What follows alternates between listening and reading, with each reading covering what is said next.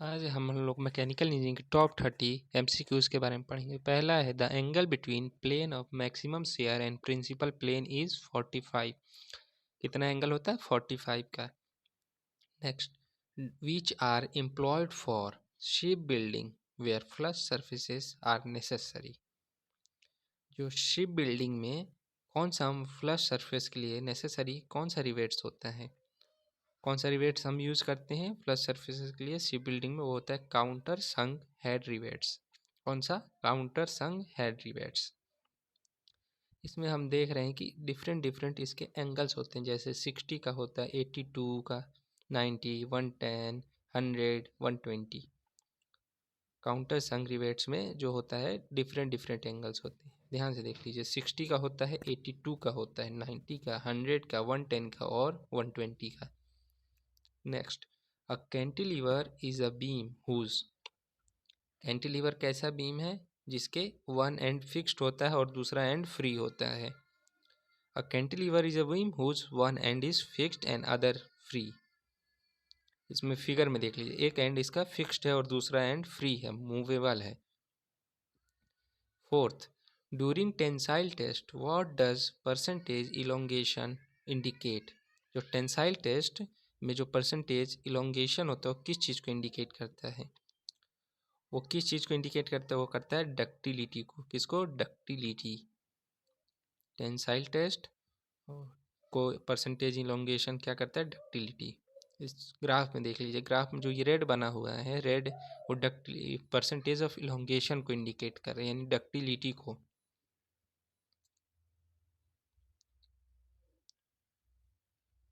Fifth question है, the power transmitted by open belt drive is design on the basis of. किसके basis पे design किया जाता है ओपन बेल्ट ड्राइव जिसमें पावर ट्रांसमिटेड होता है angle of contact of the smaller pulley. इसके बेसिस पे angle of contact of the smaller pulley. Smaller pulley, ये ध्यान रखिएगा, स्मॉलर पुले।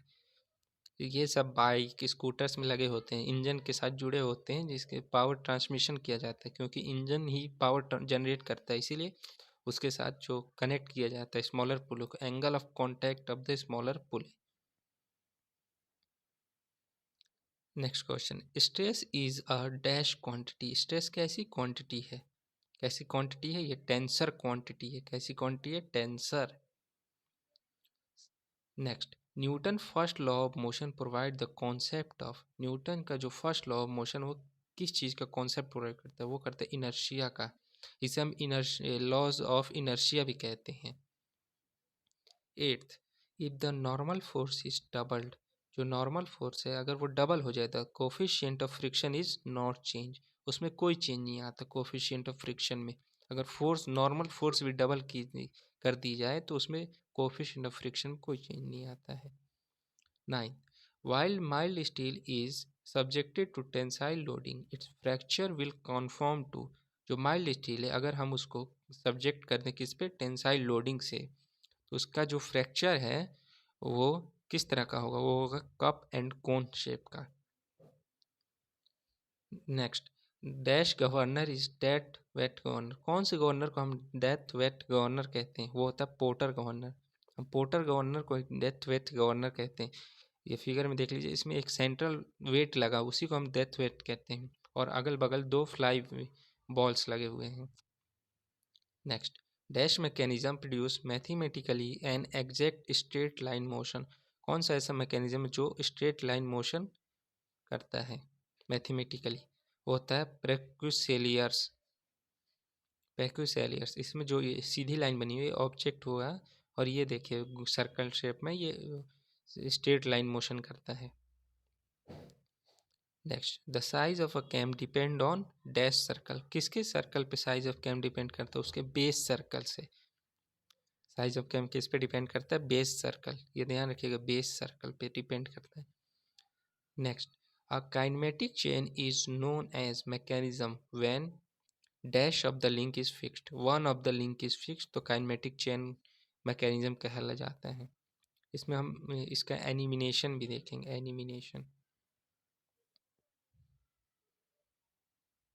देखिए इसमें ए बी जो है फिक्स्ड है, बाकी ये नहीं फिक्स्ड है।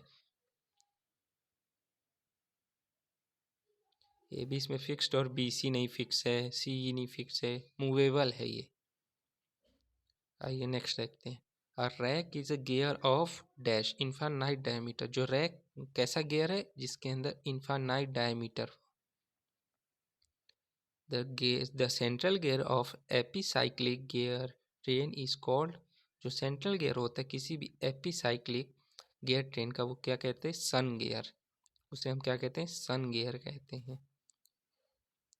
देखिए फिगर बना हुआ है, इसमें जो सर्कल टाइप का बना हुआ है, सन शेप का बना हुआ है ना, तो इसके अंदर जो ये एपीसाइक्लिक गियर ट्रेन है ये मूव करती हैं। Next, spring index is. Spring index कैसा होता है? स्प्रिंग इंडेक्स क्या इंडिकेट कर रहा है क्या? तो ratio of coil diameter and wire to wire diameter. Next है heat transfer deal with the rate of energy transfer. जो हीट ट्रांसफर हो किसके deal, rate of energy transfer से डील करती है।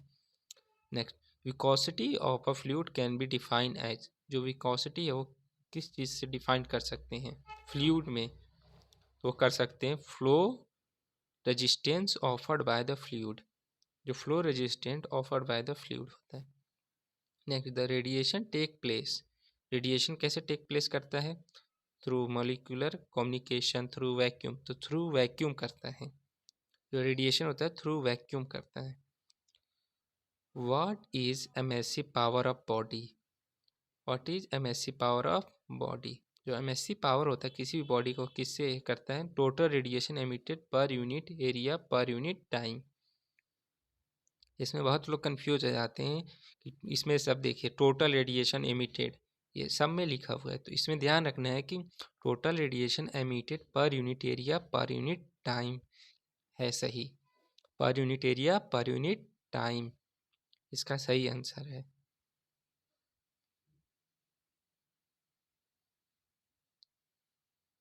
Next, which among the following is a type of destructive test.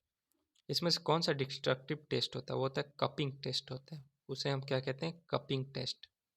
कौन सा? Cupping test. इसमें जो है डिस्ट्रक्टिव होता है, कुछ ना कुछ मटेरियल डिस्ट्रक्ट हो जाते हैं, खराब हो जाते हैं। Which is the process use to remove internal stress from metal. कौन सा process? Annealing.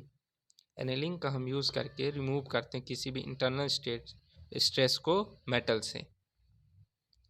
Next, as percentage of carbon increases in steel its dash decreases. क्या डिक्रीज होता है? अगर परसेंटेज ऑफ कार्बन किसी भी स्टील में हम इंक्रीज करते हैं तो उसका जो होता है क्या डिक्रीज होता है? डक्टिलिटी। यानी कि अगर डक्टिलिटी डिक्रीज हो जाता है अगर हम परसेंटेज ऑफ कार्बन इंक्रीज करते हैं तो।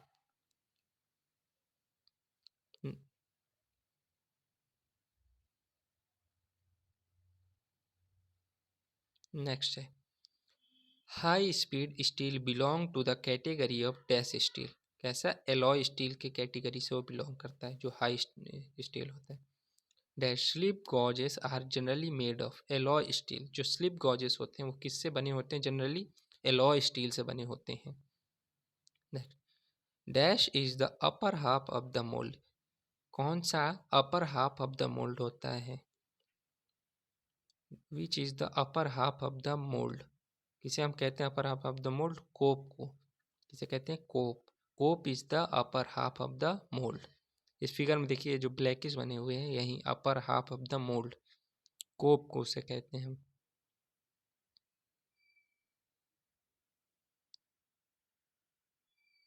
Dash a tap is a cutting tool use to create which one of the following geometries. Tap जो होता है एक कटिंग टूल होता है, वो किस चीज़ के लिए? ये जो है ज्योमेट्री से, ये थ्रेड से रिलेटेड होते हैं, तो इसका आंसर होगा इंटरनल थ्रेड। एक्सटर्नल थ्रेड नहीं होगा, इंटरनल थ्रेड से ये रिलेटेड होता है। ये यूज़ किया जाता है tap, internal threads. Diamond pyramid indenter is used for. जो डायमंड पिरामिड इंडेटर होता है किस चीज़ के लिए यूज़ करता है? विकर्स हार्डनेस टेस्ट में ये यूज़ किया जाता है, डायमंड पिरामिड इंडेटर। ये देखिए फिगर बना हुआ है, ये जो नीचे है ये वीकस टेस्ट हार्डनेस टेस्ट का फिगर बना हुआ है जो यूज करता है diamond pyramid indenters. Next, which of the following courses are classified as fusion welding? कौन सा? लेज़र बीम वेल्डिंग को हम फ्यूजन वेल्डिंग कहते हैं, क्योंकि इसमें कुछ फ्यूजन किया जाता है, मेटल्स पिघल जाते हैं, फ्यूज हो जाते हैं, एक दूसरे से फ्यूजन हो जाए। लेज़र बीम वेल्डिंग, इसमें देखिए रेड कलर से फ्यूजन हो रहा है। Last question, which of the following metal are used?